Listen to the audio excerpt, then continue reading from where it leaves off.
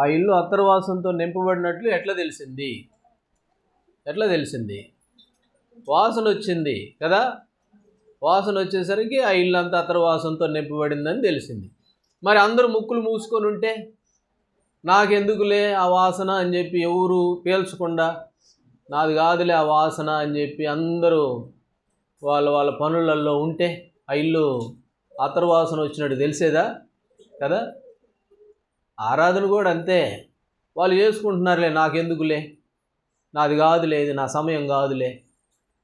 ఒకళ్ళు ఆరాధన చేస్తూ ఉంటే ఇంకొకరు మాటలు మాట్లాడుతూ ఉన్నారు. ఇంకెట్లా వస్తుంది ఆ ఇంట్లో అత్తరవాసన? వాళ్ళు వీలిస్తేనే కదా వచ్చింది వాసనని. అత్తరవాసన రాకపోతే ఇంకేం వాసన వస్తుంది? కాబట్టి ఆరాధన అనేది జాగ్రత్తగా ఏకీభవించాలి.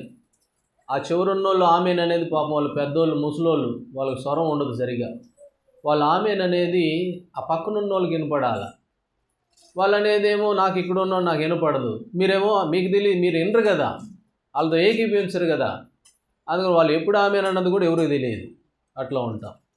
అది కాదు ఆ ఇల్లు అత్తరవాసంతో నింపబడడం అంటే. అందరూ కలిసి ఏకీభవించాలి. అవతల వాళ్ళు ఆరాధన చేస్తూ ఉంటే మనం కూడా వాళ్ళ ఆరాధనలో ఏకీభవించాలి. ఒక్కసారిగా ఆమెన్ అన్నప్పుడే వాసన వచ్చేది. అది జ్ఞాపకం చేసుకున్నాడు. సరే, మనం ఈ భాగంలో మన ప్రభు బల్లని సమీపిస్తూ ఉండగా మన భాగానికి మనం వెళ్దాం. మొదటి రాజుల గ్రంథము 19వ అధ్యాయం. రాజుల మొదటి గ్రంథము 19వ అధ్యాయము.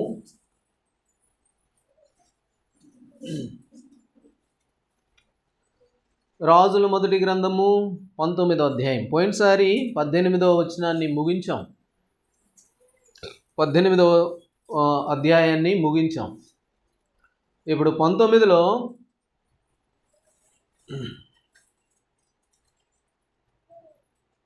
4వ వచనము 5వ వచనము కలిసి చదువుకుంటాం. 4, 5. మొదటి రాజుల గ్రంథం 19, 4, 5 వచనాలు కలిసి చదువుకుంటాం. తాను ఒక దిన ప్రయాణం అరణ్యంలోనికి పోయి ఒక బదరీ వృక్షము క్రింద కూర్చుండి మరణాపేక్ష గలవాడై, యెహోవా, నా పితరుల కంటే నేను ఎక్కువవాడను కాను, ఇంత మట్టుకు చాలును, నా ప్రాణం తీసుకొనుమని ప్రార్థన చేశాను. అతడు బదరీ వృక్షం కింద నుండి పరుండి నిద్రించుచుండగా ఒక దేవదూత వచ్చి అతన్ని ముట్టి, నీవు లేచి భోజనం చేయమని చెప్పాడు. దేవుడి వాక్యమును మన కొరకు దీవించునుగాక. పోయిన వారము ఏలియా ప్రార్థన చేశాడు. ఆ ప్రార్థన గురించి మనం ఏం చెప్పుకున్నాం చెప్పండి? ఆ ప్రార్థన ఎట్లాంటి ప్రార్థన అంట? పట్టుదలతో కూడిన ప్రార్థన. 7 మార్లు అని అన్నాడు కదా, పట్టుదలతో కూడిన ప్రార్థన. అయితే పట్టుదలతో ప్రార్థన చేశాడు. ఆ తర్వాత నడుం బిగించుకున్నాడు. నడుము అనేది మనసును చూపిస్తుంది. ఆ తర్వాత పరిగెత్తుతూ ఉన్నాడు, ఆసక్తి కలిగిన వాడు. అలా 3 విషయాలు చూసాం. అది అయిపోయింది, అది నిన్నటిది అయిపోయింది. ఆ తర్వాత ఏమైపోయింది అని అంటే, ఇక నడుం బిగించుకొని పరిగెత్తుకుంటూ ఆహాబు కంటే ముందుగా పోయాడు కదా, నేను చేసిన గొప్ప కార్యము అందరికీ తెలియాలి అని చెప్పేసి వెళ్ళాడు. అక్కడికి వెళ్ళిన తర్వాత ఆహాబు భార్య పేరు యెజబేలు. ఇంకా మనం ఆహాబుని గురించి యెజబేలు గురించి పోలేదు. అది తర్వాత ప్రభు చిత్తమైతే ప్రభు అనుగ్రహిస్తే అప్పుడు మనం వాళ్ళ గురించి కూడా ధ్యానం చేస్తాం. ఇప్పుడు వెళ్ళాడు, ఆహాబు పోయి తన భార్యతో చెప్పాడు, ఆ ఏలియా ప్రవక్తలందరినీ, బయలు ప్రవక్తలందరినీ చంపేశాడు అని చెప్పగానే యెజబేలుకి ఎక్కడ లేని కోపం వచ్చింది. రేపు ఈ రోజు కల్లా నేను చంపేస్తానని చెప్పింది ఆమె. వెంటనే ఏలియాకు భయం వచ్చింది, ప్రాణభయం వచ్చింది. భయం వచ్చి ఏం చేశాడు? 4వ వచనంలో, తాను ఒక దిన ప్రయాణం అరణ్యములోనికి పోయి ఒక బదరీ వృక్షము కింద కూర్చుండి మరణాపేక్ష గలవాడై, యెహోవా, నా పితరుల కంటే నేను ఎక్కువవాడు కాను, ఇంత మటుకు చాలు, నా ప్రాణం తీసుకో అని ప్రార్థన చేశాడు. మరణాపేక్ష కలిగిన వాడై. అంతకుముందు గొప్ప కార్యాన్ని చేశాడు, రోషం కలిగి నిలబడ్డాడు. మరి 400 మంది ఒక పక్కనుంటే ఈయనొక్కడే ఒక పక్క. అంత రోషం కలిగి, అంత పట్టుదల కలిగిన వ్యక్తి ఒక రోజులోనే మారిపోయింది. ఒక రోజులోనే మారిపోయి ఒక రోజు అంత ప్రయాణం అవతలకు పోయి ఇక చాలు నా వల్ల కాదు ఇక తీసుకో అని నిరుత్సాహపడినటువంటి ఏలియా అనేది మొదటి తలంపులో చూస్తాం. నిరుత్సాహం, ఉత్సాహం పోయింది, నిరుత్సాహం వచ్చింది. ఇలాగ బైబిల్లో కొంతమంది ఉన్నారు నిరుత్సాహపడిన వాళ్ళు. మోషేని గురించి చూస్తే సంఖ్యాకాండము 11వ అధ్యాయం, సంఖ్యాకాండము 11వ అధ్యాయం, 11వ అధ్యాయంలో మోషేని గురించి చక్కటి మాట 14వ వచనం చదువుతాం. 14 ఈ సమస్త ప్రజలను ఒంటిగా మోయ నా వల్ల కాదు, అది నేను భరింపలేని భారము, నీవు అట్లు చేసి తెలిసిన ఎడల నన్ను చంపుము. ఇప్పుడు ఇశ్రాయేలు ప్రజలు మోషే దగ్గరకు వచ్చారు. దేవుడు శ్రేష్టమైన ఆహారం పెడితే అది సయ్యసారం లేని ఆహారం అయిపోయింది. వాళ్ళకి తిని తిని వెక్కసమైంది. ఇప్పుడు మాకు మాంసం ఎవరు పెడతారు, మాకు మాంసం ఎవరు తీసుకొస్తారు అని వాళ్ళు అడిగితే వాళ్ళకి న్యాయం తీర్చలేక మోషేకి ఇసుకొచ్చి ఏమన్నాడు, ఇంక చాలు, నేను మోయలేను, నా వల్ల కాదు, నేను భరింపలేను, కాబట్టి నన్ను చంపు అని మోషే ప్రార్థన చేస్తూ ఉన్నట్లుగా చూస్తాం.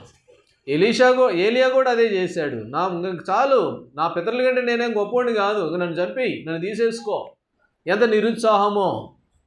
ఆ తర్వాత ఇంకొక ఆయన కూడా అన్నాడు, ఎవరు, యోనా గ్రంథము 4వ అధ్యాయము, యోనా గ్రంథం 4వ అధ్యాయం 3వ వచనం, యోనా గ్రంథం 4వ అధ్యాయము 3వ వచనం, నేనిక బ్రతుకుట కంటే చచ్చుట మేలు, యెహోవా నన్ను ఇక బ్రతక నీకు చంపమని యెహోవాకు.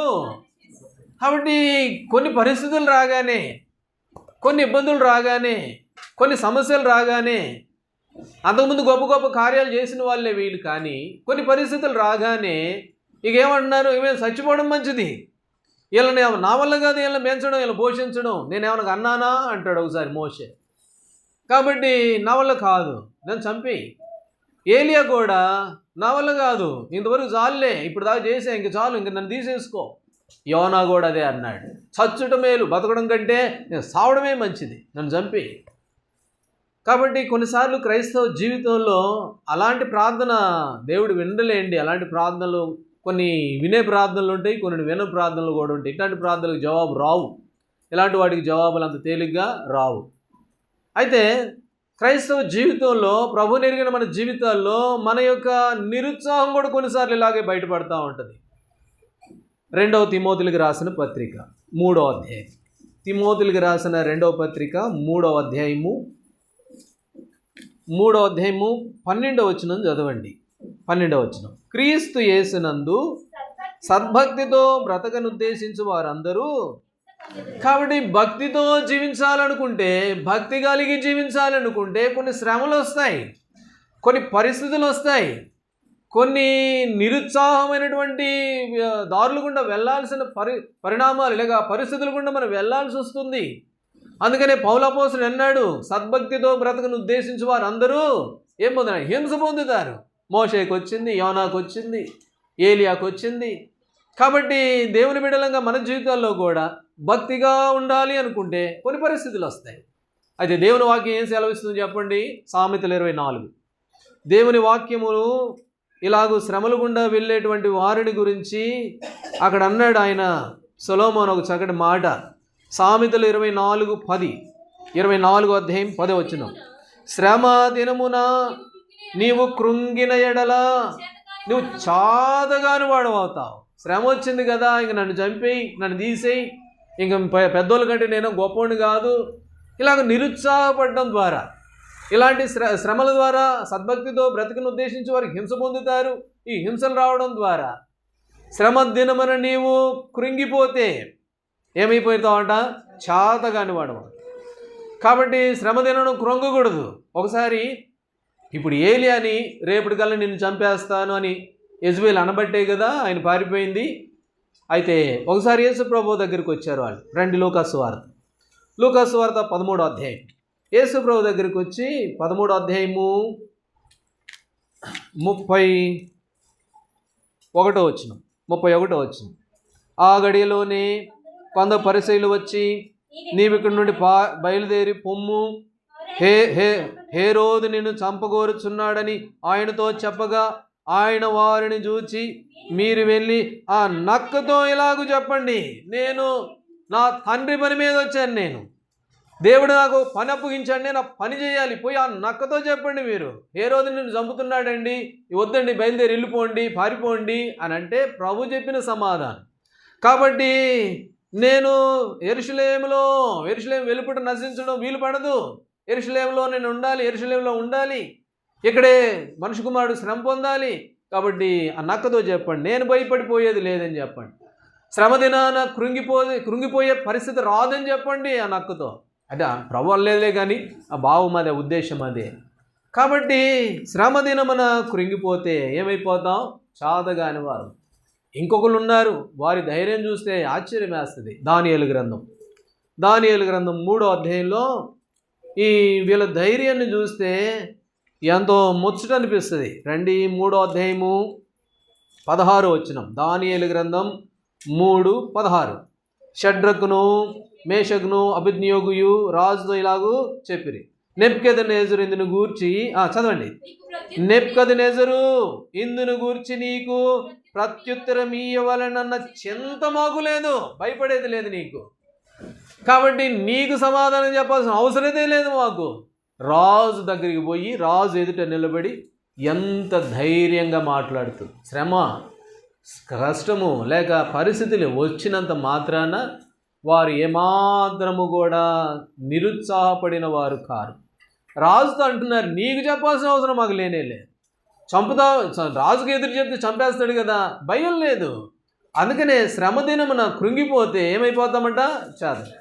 ఏలియా జీవితంలో నిరుత్సాహం కనపడుతూ ఉంది, నిరుత్సాహం ద్వారా పారిపోతూ ఉన్నాడు. ఇంత మటుకు చాలు, ఇంక తీసుకో ప్రభు అని ప్రార్థన చేస్తాడు.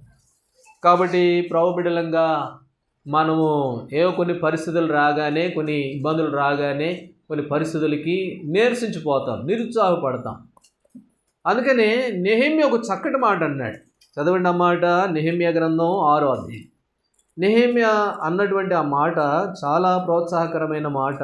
రండి, 6వ అధ్యాయము నెహెమ్యా గ్రంథం 11వ వచనం. 6:11.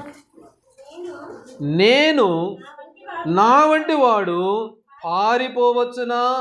ఇంతవాడనైనా నేను నా ప్రాణము రక్షించుటకైనను నాలాంటి వాడు నేను ప్రభు బిడ్డని, నేను పారిపోవచ్చునా? కాబట్టి కొన్నిసార్లు ఏం చేస్తాడు? పారిపోతూ ఉంటాం, కొన్నిసార్లు భయపడుతూ ఉంటాం, కొన్నిసార్లు నిరుత్సాహపడుతూ ఉంటాం. కాబట్టి నెహెమ్యా అన్నాడు, నాలాంటోడా ఆ పని చేసేది? కాబట్టి యేసుప్రభు వారు ఏమన్నాడు? ఆ నక్కతో చెప్పండి, భయపడేదే లేదు, భయపడే ప్రసక్తే లేదు, నేను పోయేదే లేదు. పరిశీలి వచ్చారు, అయ్యా నేను చంపాలనుకున్నాడు హేరోదు, అందుకని యెరూషలేము నుంచి వెళ్ళిపోవాలంటే లేదు, పోయేదే లేదు, చింతే లేదు. దానియేలన్న నీకు చెప్పాల్సిన అవసరమే లేదు మాకు, మా దేవుడు సమర్థుడు. కాబట్టి శ్రమల్లో, కష్టాల్లో, లేకపోతే చిన్న వాటికో భయపడి పారిపోయిన వాళ్ళు కాదు, నిలబడిన వారు. అందుకని నెహెమ్యా అన్నాడు, నాలాంటి వాడు పారిపోవచ్చునా? నాలాంటి వాడా పారిపోయేది? కాబట్టి దేవుని బిడ్డలంగా మన జీవితాల్లో అంటే పారిపోవలే కానీ కొన్ని పరిస్థితులు రాగానే నిరుత్సాహపడుతూ ఉంటాం, కొన్ని పరిస్థితులు రాగానే నీరసించిపోతూ ఉంటాం. నా వల్ల కాదులే, నేను చేయలేను, ఎందుకులే, ఎక్కడి నుంచి తప్పుకుంటే సరిపోద్దులే. కాబట్టి ఇలాంటి పరిస్థితులు ఇవి దేవుని బిడ్డంగా మనకి తగినవి ఎంత మాత్రం కూడా కాదు. ఒక మాట ఉంది యాకోబు రాసిన పత్రికలో, దేవుని యొద్దకు రండి, అప్పుడు ఆయన మీ యొద్దకు, అదే కదా యాకోబు రాసిన పత్రిక 4వ అధ్యాయము 7వ వచనం. 4వ అధ్యాయము, కాబట్టి దేవునికి లోబడి ఉండుడి, అపవాదిని ఎదురించుడి, అప్పుడు వాడు మీ యొద్ద నుండి అపవాదిని ఎదురించుడి, వాడు మీ యొద్ద నుండి పారిపోవును అని. కాబట్టి మొదటి తలంపులో ఏలియా నిరుత్సాహపడి కొంత అసహనానికి గురైన వాడై, కొంచెం శ్రమ రాగానే, కొంచెం ఇబ్బందులు రాగానే, కొన్ని పరిస్థితులు రాగానే ఇక జాలే అన్నట్లుగా తన జీవితంలో ఈ మొదటి తలంపులో చూస్తాం. మన జీవితాల్లో ప్రభువుని ఆరాధించి, మన జీవితాల్లో ప్రభువుని సేవించే మన జీవితాల్లో ఇలాంటి చిన్న పరిస్థితులకి, ఇలాంటి చిన్న వాటికి ఎప్పుడైనా పారిపోతూ వచ్చావేమో, దూరంగా వెళ్ళిపోయావేమో, లేక పరిస్థితుల నుంచి తప్పుకున్నటువంటి సందర్భాలు ఉన్నాయేమో. ఇవన్నీ కూడా అవిధేయతలే. ఇవన్నీ కూడా ప్రభు దగ్గర ఒప్పుకోవాల్సిన అవిధేయతలే ఇవన్నీ. కనుక ప్రభు దగ్గర క్షమాపణ పొందేవారుగా మనముట. రెండవ విషయానికి వెళ్తే 19వ అధ్యాయం 5వ వచనం. అతడు బదరీ వృక్షము క్రింద పరుండి నిద్రించుచుండగా ఒక దేవదూత వచ్చి అతన్ని ముట్టి, నీవు లేచి భోజనం చేయమని. ఇప్పుడు నిరుత్సాహంలో ఉన్నటువంటి ఏలియా దగ్గరకు ఎవరు వచ్చారట? ఒక దేవదూత వచ్చినట్లుగా ఈ భాగంలో మనం చూస్తాం. కాబట్టి దేవదూత వచ్చి భయపడుతున్నటువంటి ఏలియాను, నిరుత్సాహపడిన ఇటువంటి ఏలియాను ఆ దేవదూత అతనిని తట్టి లేపినట్లుగా ఈ రెండవ భాగంలో మనం చూస్తాం. ద్వితీయోపదేశకాండం 31లో ఒక మాటను మనం చదువుతాం. ద్వితీయోపదేశకాండము 31వ అధ్యాయము 6వ వచనం. భయపడకుడి, వారిని చూచి దిగులు పడకుడి, నీతో కూడా వచ్చువాడు నీ దేవుడైన యెహోవాయే, ఆయన నిన్ను విడువడు, నిన్నెడబాయడు. కాబట్టి నీతో కూడా వచ్చువాడు నీ దేవుడైన యెహోవా. ఆయన మనల్ని విడిచిపెట్టేవాడు కాదు. ఎవరితో పాటు వస్తాడంట? మనతో పాటు వచ్చేవాడు. శ్రమల్లో మనతో పాటు వస్తాడు, సంతోషంలో మనతో పాటు ఉంటాడు, మనతో పాటు ఎల్లప్పుడూ ఉండేటువంటి దేవుడు. ఏలియాకి వెళ్ళిపోయాడు, నాకు ఇంకెవరున్నారులే, నాకు ఎవరు లేరులే, నా పరిస్థితి ఇంతేలే అని వెళ్ళిపోతే ఆ దేవదూత ఏలియా దగ్గరికి వెళ్ళినట్లుగా చూస్తాం. విడిచిపెట్టేవాడు కాడు, తోడుండేటువంటి దేవుడు. మత్తయి సువార్త 28:20లో ఏమన్నాడు ప్రభువారు? ఇదిగో యుగ సమాప్తి వరకు, ఇంకా ఏమన్నాడు? సదాకాలం నేను మీతో పాటు ఉంటాను. ఈ యుగాంతం అయిపోయేంత వరకు, కాబట్టి భూమి నిలిచినంత వరకు సదాకాలము నేను మీతో పాటు ఉంటాను. కాబట్టి మన ప్రభువు మనల్ని విడిచేవాడు కాడు, మనల్ని విడిచిపెట్టే దేవుడు కాడు. ఏలియా ఒంటరిగా ఉన్నాడు, ఏలియా ఒక్కడే ఉన్నాడు. ఓ ఏలియా మరణాపేక్ష కలిగిన వాడే. కాబట్టి ఆ బదరీ వృక్షం కింద పండుకున్నాడు. నా పరిస్థితి ఇంతేలే, నా బ్రతికి ఇంతేలే, నా జీవితం ఇంతేలే, నాకు ఎవరున్నారులే, నా పరిస్థితి ఏంటిలే అని చెప్పి ఒక రోజు అంత ప్రయాణం పోయి అడవిలో ఆ చెట్టు కింద పండుకుంటే దేవదూత వచ్చింది. మన ముందర నడిచేటువంటి దేవుడు, మనల్ని విడిచేవాడు కాదు. ఇంకో మాట చదవండి. దానియేలు గ్రంథం 10వ అధ్యాయం. దానియేలు గ్రంథం 10వ అధ్యాయం 10వ అధ్యాయము 11వ వచనం. 10-11. దానియేలు, నీవు బహుప్రియుడవు గనుక నేను నీ యొద్దకు పంపబడి తిని. చాలండి. దానియేలు దేవదూత అంటుంది. దేవదూత వచ్చి దానియేలు దగ్గరకు వచ్చి ఆ దూత అంటుంది, దానియేలు నీవు బహుప్రియుడవు, అందుకని నేను నీ దగ్గర పంపబడ్డా. కాబట్టి నేను నీ దగ్గరికి ఎందుకు వచ్చాను అని అంటే, నువ్వు ఎవరు అంట? నువ్వు బహుప్రియుడవు. అపోస్తలుల కార్యములు 10వ అధ్యాయంలో ప్రార్థన చేస్తూ ఉన్నాడు ఆయన పోయి. ఎవరు ఆయన? ప్రార్థన చేస్తూ ఉన్నాడు 10వ అధ్యాయంలో. ప్రార్థన చేస్తుంటే ఆ ప్రార్థన పోయి దేవుడికి అడిగిపోయింది. ఏం పేరు చెప్పండి ఆయన పేరు? కొర్నేలి. వెంటనే దేవదూత వచ్చింది. నీ ధర్మకార్యములు, నువ్వు చేసే మంచి పనులు, నీ ప్రార్థనలు అన్నీ అక్కడికి చేరిపోయినాయి. కాబట్టి నీవు బహుప్రియుడవు గనుక నేను నీ యొద్దకు పంపబడి తిని. దేవునికి ఇష్టంగా ఉంటే, దేవునికి ప్రియుడిగా ఉంటే, దేవునికి నమ్మకంగా ఉంటే ఆయన తన దూతలను మనకు పంపుతాడు. ఎందుకు పంపిస్తాడు అని అంటే, నువ్వు నాకు ప్రియుడివి, నువ్వు నాకు ఇష్టమైన వాడివి. యేసుప్రభు వారు మత్తయి సువార్త 3:17 ఆయన యోర్దాను నదిలో దిగాడు, ఆయన బాప్తిసం పొందాడు. బయటికి రాగానే ఆకాశం తెరవబడ్డది. ఏమని వచ్చింది శబ్దము? ఏ శబ్దం వచ్చింది? ఇదిగో ఈయన నా ప్రియ కుమార్. కాబట్టి మనం ఆయనకు ప్రియులంగా జీవిస్తే ఆయన మనల్ని అన్నిటికీ విడిచిపెట్టాడు, ఎడబాయుడు. ఆయన మన ముందర నడిచేటువంటి దేవుడు. దూతను పంపిస్తాడు. ఏలియాకు దూతను పంపాడు. ఎందుకంటే ఏలియా దేవునికి ప్రియుడు, దేవునికి ఇష్టడు, నమ్మకస్తుడు, ప్రభు కొరకై నిలబడిన మనుషుడు. అందుకని దూతను ఏలియా దగ్గరికి పంపినట్లుగా చూస్తాం. ఇంకొక ఆయన రేపు పొద్దున నిన్ను చంపేస్తామని చెప్పి తీసుకెళ్ళి జైల్లో పడేశారు. రేపు తెల్లారిని నీ అంతు చూస్తామని అంటే జైల్లో పడేస్తే, కాళ్ళకు అన్నిటికి బొండం వేసి జైల్లో పడేస్తే ఏం చేశాడు చెప్పండి? ఆయన పేరేంటి? ఏం పేరు ఆయన పేరు? పేతురు. ఏం చేశాడు? చక్కగా నిద్రపోయాడు. రేపు పొద్దున్న చచ్చిపోతాను ఆయన అంటే నిద్రేట పట్టింది ఆయనకి. లేదు, దేవుని మీద నమ్మకమైన వాడు. దేవుడు ఉంటే ఉంచుతా, దేవుడు తీసుకుంటే తీసుకుని పోని, అని నాది కాదు నా శరీరం, ఇక జీవించేవాడును నేను కాను అన్నట్లుగా. అయితే ఏం చేసింది? అపోస్తుల కార్యములు 12వ అధ్యాయం. అపోస్తుల కార్యములు 12వ అధ్యాయం 12వ అధ్యాయము 7వ వచనం చదవండి. ఇదిగో ప్రభుదూత అతని దగ్గర నిలిచెను, అతడుండిన గదిలో వెలుగు ప్రకాశించెను. దూత పేతురును ప్రక్కన తట్టి త్వరగా లెమ్మని చెప్పి అతను లేపగా సంఖ్యలు అతను.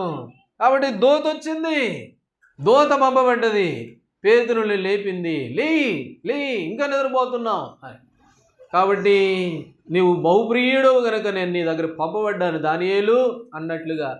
దేవుడు తన బిడలైన వారిని విడిచిపెట్టాడు. అందుకని ప్రభు అన్నాడు, ఇదిగో యుగ సమాప్తి వరకు నేను మీకు తోడుగా ఉన్నాను.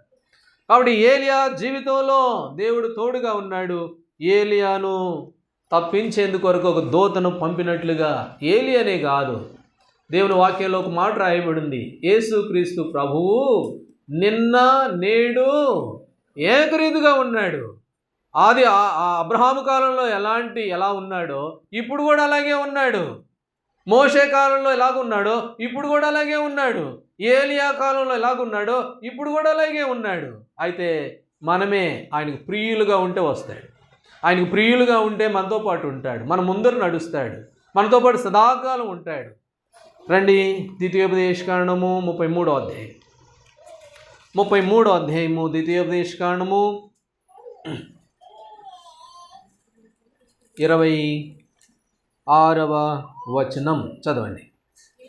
యెషూరును దేవుని పోలిన వాడెవడును లేడు, ఆయన నీకు సహాయము చేయుటకు ఆకాశ వాహనుడై వచ్చును, మహోన్నతుడై మేఘవాహనుడగును. ఆయన నీకు సహాయం చేయడం కొరకు ఆకాశము నుండి వాటిని మేఘాలను వాహనాలుగా చేసుకొని అక్కడి నుండి దిగి వస్తాడంట. నిజంగా ఎంత గొప్ప! అందుకని యెషూరును నిన్ను పోలిన వాడు ఎవడు? ఓ దేవుని కుమారుడా లేక దేవుని కుమార్తె, ప్రభుని ఆరాధించే ప్రభు కుటుంబమా, నిన్ను పోలిన వాళ్ళు ఎవరు? ఎందుకంటే ఆయనే దిగి వస్తున్నాడు నీ కోసం. నువ్వు ప్రియుడు కనుక నీ దగ్గర పంపబడుతూ ఉన్నాడు. ఏలియా జీవితంలో మూడవదిగా దేవుడు తన దూతను ఏలియా దగ్గరకు పంపినట్లుగా మనం చూస్తాం. కాబట్టి ప్రభుబిడ్డలంగా మన మీద ఉన్న బాధ్యత ఏమిటి అని అంటే, మనం ఆయనకు ప్రియులుగా జీవించడం. అప్పుడు ఆయన దూతలను తను పంపిస్తాడు. నిరుత్సాహపడిన అవసరంలా, నిరుత్సాహపడి వెనక జారిపోని అవసరంలా, దిగజారిన అవసరంలా, లేక మరి ఏలియా వలె అలాంటి పరిస్థితి అవసరమే లేదు. మన బుద్ధి కలగడం కొరకు ఇవన్నీ దేవుడు ముందుగా మనకు రాయించి పెట్టాడు. కాబట్టి తన దూతను ఏలియా దగ్గరికి పంపినట్లుగా 2వ భాగంలో మనం చూస్తాం. ఇప్పుడు 3వ విషయానికి వెళ్దాం. 5వ వచనం 1 రాజుల గ్రంథం 19:5. అతడు బదరీ వృక్షము క్రింద పరుండి నిద్రించుచుండగా ఒక దేవదూత వచ్చి అతనిని ముట్టి నీవు లేచి భోజనము చేయమని చెప్పెను. ఇప్పుడు దేవదూత వచ్చింది, మరి ఏలియాను లేపింది. ఏమన్నది చెప్పండి? నువ్వు లేచి భోజనము చెయ్యని చెప్పింది. భోజనం చెయ్యి. ఒక రోజు అయిపోయింది, ఆహారం లేదు నీకు, నీ కడుపు నాకు తెలుసు అంటారు కదా సామెత. బిడ్డ కడుపు బిడ్డ ఆకలి తల్లికి తెలుసు అన్నట్టు. కాబట్టి నీ పరిస్థితి నాకు తెలుసు. అప్పుడు నువ్వు లేచి ఏం చేస్తావు? నువ్వు భోజనం చెయ్యి అని దేవదూత లేక దేవుడు ఏలియాతో చెప్పినట్లుగా చూస్తాం. మన ప్రభువు ఎలాంటి వాడు అని అంటే, మనల్ని అలాగనే అనాథలుగా విడిచిపెట్టేవాడు కాడు. మనకి మన అవసరతలు ఎరిగిన వాడు. మనకి ఏం అవసరమో ఆయనకి తెలుసు. యోహాను సువార్త 12వ అధ్యాయంలో 21వ అధ్యాయంలో రండి. యోహాను సువార్త 21వ అధ్యాయం 21వ అధ్యాయము 13వ వచనం చదవండి. 13వ వచనం. యేసు వచ్చి ఆ రొట్టెను తీసుకొని వారికి పంచిపెట్టును, అలాగే చేపలను కూడా పంచి. యేసు ప్రభువారు తిరిగి లేచాడు. వీళ్ళేమో వెళ్ళిపోయి సముద్రంలోకి పోయి చేపలు పడతా ఉన్నారు. వీళ్ళేమో చేపలు పడతా ఉంటే లూకాసు వార్తలు అయితే రాత్రి అంతా ప్రయాసపడ్డాను ప్రభువా అన్నాడు పేతురు. అలాగే వీళ్ళు చేపలు పడుతూ ఉన్నారు. చేపలు పడుతూ ఉంటే ప్రభు వచ్చాడు. ఏమన్నాడు? ప్రభు వచ్చి ఏమన్నాడు? 12వ వచనంలో చేపలు అంత విస్తారంగా పడిన వాళ్ళ పిల్లలు యేసు రండి భోజనం చేయడని వారితో, చేపలు వచ్చినాయి కదా, అప్పుడు ఏం చెప్పాలా? రండి ఈ చేపలు అమ్ముకోపోండి, అది కదా చెప్పాల్సింది. ఈ చేపలు తీసుకెళ్ళి మార్కెట్కి పోండి, పాడైపోతాయి, ఉప్పు రాయండి, ఐసు పెట్టండి, ఈ కదా చెప్పాలి. అయితే ప్రభు ఏమంటున్నాడు? రండి భోజనం చేయండి. కాబట్టి అలసిపోయి ఉన్నారు వీళ్ళు ఆకలితో ఉన్నారు. వీళ్ళకి ఇప్పుడు అవసరమైంది ఆహారం, డబ్బులు కావు. వీళ్ళకి కావాల్సింది ఆహారం. ఎందుకంటే ప్రయాస మూర్చి. ఇంకో చోట రెండో మాట చదువుతాం. ఇంకో చోట అంటాడు మార్కు సువార్త 8వ అధ్యాయం, కింద పడిపోతారేమో వీళ్ళు అని అంటాడు. మార్కు సువార్త 8వ అధ్యాయం 8వ అధ్యాయము 3వ వచనం. మార్కు సువార్త 8:3. నేను వారిని ఉపవాసముతో తమ ఇండ్లకు పంపివేసిన ఎడల మార్గంలో మూర్చిపోవుదురు, వారిలో కొందరు దూరం నుండి వచ్చిన వారు ఉన్నారు వారితో. కాబట్టి వీళ్ళనిట్లో వదిలిపెట్టలేను నేను. వాళ్ళు వాక్యం వినడానికి వచ్చారు, వాళ్ళు నా దగ్గరకు వచ్చారు, 3 రోజులు అయిపోయింది, ఇప్పుడు కనుక పోండి అని అంటే దారిలోనే కింద పడతారు. షుగర్ ఉన్నోళ్ళు ఉన్నారు, బీపీ ఉన్నోళ్ళు ఉన్నారు, వాళ్ళ అవసరతలు నాకు తెలుసు. కాబట్టి వాళ్ళు మూర్చిల్లిపోతారు. వారికి ఏం కావాలి? ఇప్పుడు ఆహారంగా. అందుకని దేవుడు ఈ భాగాలను బట్టి మనకు అర్థమయ్యేది ఏమిటి అని అంటే, దేవుడు మన భౌతికమైన అవసరతలన్నీ ఎరిగినవాడు. మనం చెప్పాల్సిన అవసరంలా, నాకు అది కావాలి ప్రభా, నాకు ఇది కావాలి ప్రభా, అవసరమే లేదు. మన అవసరతలు ఎరిగినవాడు, మనకి ఏం కావాలో తెలిసినవాడు. మనం కింద పడిపోతాం మన సంగతి ఆయనకి తెలుసు. అందుకనే వారితో అన్నాడు, పిల్లలారా భోజనానికి ఏమైనా ఉన్నాయా, రండి భోజనం చేయండి అని చెప్పి రొట్టెని పంచిచ్చాడు, చేపలు కూడా పంచిచ్చాడు. కాబట్టి మనకు మత్తయి సువార్త రండి, మత్తయి సువార్త 6వ అధ్యాయం. మత్తయి సువార్త 6వ అధ్యాయం. మత్తయి సువార్త 6వ అధ్యాయము 8వ వచనం. 6:8. మీరు వారి వలె ఉండకుడి, మీరు మీ తండ్రిని అడగక మునిపే మీకు అక్కరగా నున్నవేవో ఆయనకు తెలుసు. కాబట్టి మీకు అవసరం ఏంటిదో ఆయనకు తెలుసు, నీ అక్కరేంటో ఆయనకు తెలుసు. అందుకని ఏలియాతో నువ్వు లేచి ఏం చేయి అన్నాడు? భోజనం చేయి. నీ అవసరత నాకు తెలుసు, నీ అక్కర నాకు తెలుసు. ఇప్పుడు నీకు కావాల్సింది ఏంటనంటే మరి భోజనం నీకు కావాలి. అందుకని ఏలియాను లేపి తను అక్కడ భోజనము పెట్టినట్టుగా చూస్తాం. అందుకనే మత్తయి సువార్తలు అంటాడు, వీటి గురించి అన్ని జనులు ఏం చేస్తారు? వాటి గురించి వాళ్ళు కదా విచారించేది. వేటి గురించి ఏమి తిందుమో ఏం త్రాగుదుమో వాటి గురించి ఎవరు విచారించేది? అన్ని జనులు. అప్పుడు ప్రభు ఏమన్నాడు? ఇవన్నీ మీకు కావాలన్నా నాకు తెలుసు, మీరు అక్కరగా ఉన్నవేమో నాకు తెలుసు, మీరు అడగక మునిపే అవి మీకు ఇవ్వాలని నాకు తెలుసు. 122వ అధ్యాయం 127వ అధ్యాయం కీర్తనల గ్రంథం. 127వ అధ్యాయము కీర్తనల గ్రంథం 127లో మాట చదువుతాం రండి. 2వ వచనం. 127. మీరు వేకునే లేచి చాలా రాత్రి అయిన తర్వాత పండుకొనుచు కష్టార్జితమైన ఆహారం తినుచుండుట వ్యర్థమే. తన ప్రియులు నిద్రించుచుండగా ఆయన వారికి ఇచ్చుచున్నాడు. ప్రయాసపడడం వ్యర్థమే. కాబట్టి అట్లని ఇంట్లోనే కూర్చోమని కాదు. తన ప్రియులు నిద్రించుచుండగా ఆయన ఏం చేస్తున్నాడు? ఆయన ఇచ్చేవాడుగా ఉన్నాడు. మన అక్కరగా ఉన్నవేమో ఆయనకి తెలుసు, మన అవసరతలు ఏమిటో ఆయనకు తెలుసు. అందుకని ఏలియాను తట్టి లేపి భోజనం చేయి ముందు అని అన్నాడు. కాబట్టి మనము నిద్రించుచుండగా ఇచ్చేటువంటి దేవుడు. కాబట్టి మన అక్కరగా ఉన్నవేవో అవన్నీ ఆయనకి తెలుసు. మనం ఏం చేస్తాం? దేవుడికి తెలియదండి, నా అవసరతలు దేవుడికి తెలియదు అని చెప్పి ఎంత ప్రయాసపడతా ఉంటామో. మా మా మేనల్లుడు అమెరికా వెళ్ళాడు. ఫోన్ చేశా, ఏంట్రా అక్కడ పరిస్థితి ఏంటి, ఎట్లుంటుంది అంటే, మామ ఇక్కడ రేపుడు గురించి చింత లేదు, రేపుడు గురించి సేవింగ్స్ అసలు చేయరు వీళ్ళు అని చెప్పాడు. అంటే దాచుకోవడం అనేది లేదంట వాళ్ళకి, వచ్చినట్టే అలాగూ వినియోగిస్తూ ఉంటారంట. కాబట్టి మనకు అలా ఖర్చు దుబారా చేయమని కాదు దాని ఉద్దేశము. అందుకనే అన్ని జనులు వీటి గురించి ఏం చేస్తారు అని అంటే, వారు చింతించేవారుగా ఉంటారు. తన ప్రియులు నిద్రించుచుండగా ఆయన వారికి ఇచ్చును. అపోస్తుల కార్యములు 5వ అధ్యాయం. అపోస్తుల కార్యములు 5వ అధ్యాయము రండి 4వ వచనం. 5:4. అది నీ యొద్దనున్నప్పుడు నీదే కదా అమ్మిన పిమ్మట అది నీ వశమై ఉండలేదా? ఎందుకు ఈ సంగతిని హృదయంలో ఉద్దేశించుకొనిచున్నావు? నువ్వు మనుషులతో కాదు దేవునితోనే అబద్ధం ఆడావు. నువ్వు దేవుని దగ్గరే అబద్ధం ఆడుతూ వచ్చావు. ఎందుకు? దాచిపెట్టేసుకున్నారు. ఎవరు వీళ్ళు? అననీయ సిప్పెరా. కాబట్టి ఆ దేవునికి తెలుసు కదా నీ అక్కరేమో, నీ అవసరం ఏంటో దేవునికి తెలుసు కదా, నీకేం కావాలో ఆయనకు తెలుసు కదా. ఏలియా నీకు ఇప్పుడు ఆహారం కావాలి, లే ఇదిగో ఆహారం అని చెప్పాడు కదా. మనకు అక్కడిగా ఉన్నవన్నీ ఆయనకు తెలుసు కదా. అది అననీయ సిప్పెరాలు ఏమనుకున్నారంటే ఇవి దాచిపెట్టుకోవాలి. ఎందుకంటే ప్రభువుకు తెలుసో తెలియదో, మా పిల్లల సంగతి ఏంటో ఎన్ని ఆయనకు తెలియదు, మా వాడు ఇంజనీర్ చేస్తున్నాడు, చాలా డబ్బులు అవసరం కాబట్టి ఇది అవసరం నాకు అని చెప్పి అందుకని అంటాడు, నీవు మనుషులతో కాదు. ఎవరితో చేసావు అబద్ధము? నీవు దేవునితోనే అబద్ధం ఆడావు. ఏం కారణం చెప్పండి? దేవునితో అబద్ధం ఆడటానికి కారణం ఏంటి? ఇర్మియా గ్రంథం రండి. ఇర్మియా గ్రంథం 12వ అధ్యాయం. ఇర్మియా గ్రంథం 12వ అధ్యాయం. దేవునితో అబద్ధం ఆడుటకు కారణం ఏమిటి అని అంటే ఇర్మియా గ్రంథం 12వ అధ్యాయము 2వ వచనం చదవండి. 12:2.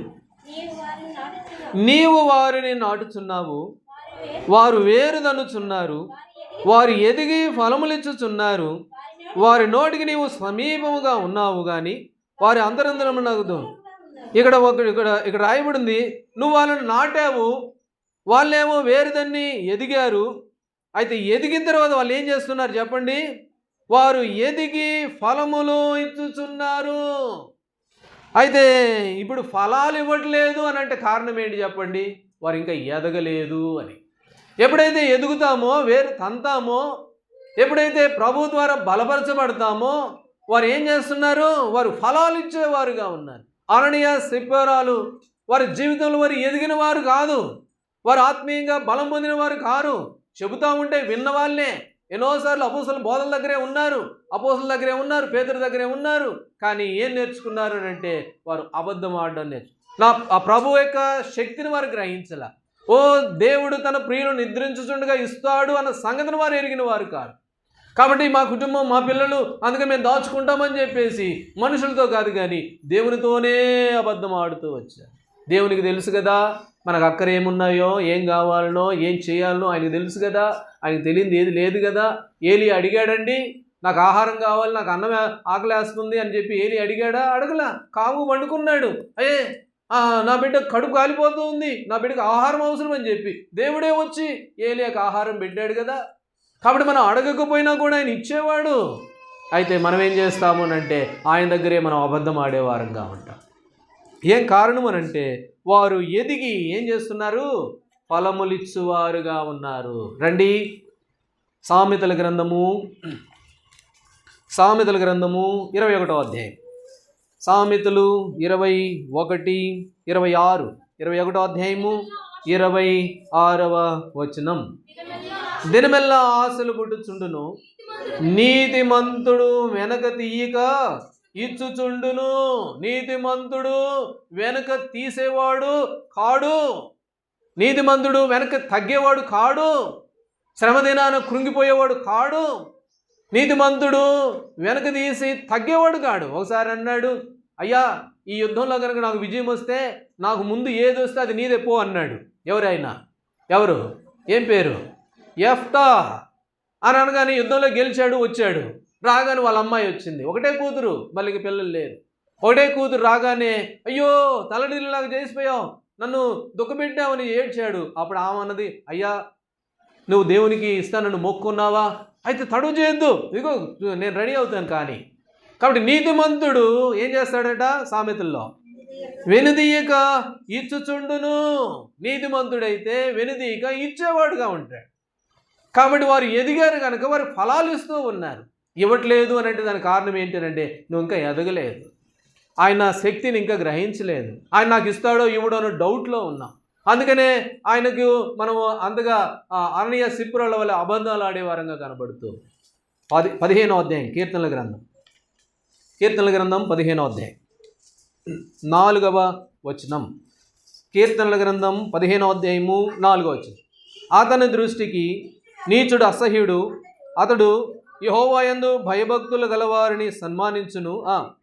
అతడు ప్రమాణము చేయగా నష్టము కలిగినను మాట తప్పడు అని. అతడు ఎవరు? నీతిమంతుడైన వాడు. నష్టం కలిగినా కూడా ఏం చేయడట? మాట తప్పడు, మాట తప్పేవాడు. అందుకే నీతిమంతుడైన వాడు ఇచ్చుచుండును అనే మాట సామెతల్లో మనం చూస్తాం. కాబట్టి ఏలియా జీవితంలో ఏలియాని దేవుడు దర్శించాడు. ఏలియా అవసరతను ఎరిగాడు. ఏలియా, నువ్వు భయపడకు, నీ ముందు నడుచువాడు నీ దేవుడైన యెహోవా. నువ్వు శ్రమలో ఉన్నావా, నీతో పాటు వస్తాడు. నువ్వు పరిస్థితుల్లో ఉన్నావా, నీతో పాటు ఉంటాడు. నీకు సహాయం చేయడం కొరకై ఆకాశ మేఘ వాహనుడై దిగి వచ్చే దేవుడు ఆయన వదిలిపెట్టేవాడు కాదు. యుగ సమాప్తి వరకు తోడుగా ఉండేవాడు. కాబట్టి ఏలియాను ఆ రీతిగా దేవుడు దర్శించాడు, ఏలియాను బలపరిచాడు. కాబట్టి ప్రభుబిడ్డలంగా మన జీవితాల్లో దేవుడు మనల్ని కూడా ఎన్నడూ ఆయన విడిచిపెట్టేవాడు కాడు అన్న సంగతిని మనం జ్ఞాపకం చేసుకునే వారంగా ఉంటుంది. కాబట్టి ఏలియాలో ఈ 3 సంగతులు మనం చూస్తూ వచ్చాం. కాబట్టి నిరుత్సాహపడ్డాడు. మొట్టమొదటిగా నిరుత్సాహపడితే ఏమైపోతాం చెప్పండి? చాతగాని వాళ్ళ మాత్రం. కాబట్టి వెనకంజు వేస్తే నాగడి మీద సరే అంత దూరం పోకపోయినా కాబట్టి వెనుకకు జారిపోతే హతమైపోతాం. ద్వితీయోపదేశకాండంలో ఉంది. వెనకబడిన వారిని అందరినీ వాళ్ళు చంపేస్తూ వచ్చారంట. పోయినసారి ఒక సందర్భం జ్ఞాపకం చేస్తున్నాం. పొలం నుండి అలసిపోయి వచ్చాడు. ఎవరు? ఏశావు. అలసిపోయి వచ్చి ఆత్మీయంగా నష్టపోయాడు. అలసిపోయితేవా లేక బలహీనపడ్డామా? కాబట్టి అది మనం నష్టపోతాం, ఆత్మీయంగా బలహీనపడతాం. నిరుత్సాహపడకూడదు. నమ్మదగిన దేవుడు తన దూతలను పంపుతాడు. శ్రమల్లో, కష్టాల్లో, ఇబ్బందుల్లో ఏ విషయంలో అయినా తన దూతల్ని మనకు ముందుగా ఉంచుతాడు. ఏ విషయంలో భయపడిన అవసరంలా. కాబట్టి దూతలను పంపాడు. ఎందుకనంటే నువ్వు బహుప్రియుడవు, నువ్వు ప్రియుడిగా ఉండు చాలు. నేను నీ అవసరతలు, నీ అక్కరను, నీ ఆత్మీయంగా జీవించు, ప్రియుడిగా ఉండు, ఇష్టడుగా ఉండు, నేను నిన్ను విడిచిపెట్టను అని దేవుడు మరి సెలవిచ్చినట్లుగా లేక మనం అలాగ అర్థం చేసుకునే వారంగా ఉంటాం. మూడవదిగా ఏలియాను దేవుడు ఏం చేశాడు అంటే, ఏలియా విషయంలో దేవుడే శ్రద్ధ కలిగాడు. నీకు అవసరమైందో నాకు తెలుసు, నీ అవసరత ఏంటో నాకు తెలుసు, నీకు ఇప్పుడు కావాల్సింది ఏంటి అనేది నాకు తెలుసు.